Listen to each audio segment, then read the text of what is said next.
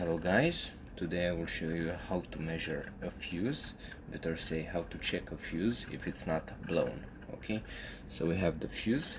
This is a good fuse, working fuse, and a digital multimeter. So let's set the multimeter on resistance.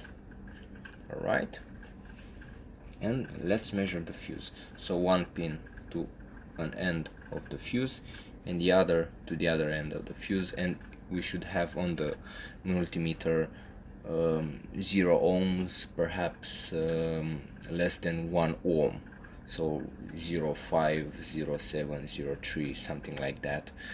That depends on the how tight I hold these pins on the fuse. Okay, so let's see. So we have 0 ohms, 0.1, which is perfect. This is a good fuse. Now a broken fuse should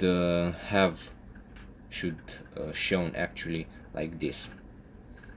Okay, this is infinite. That means that current does not pass from this pin to that one through the fuse.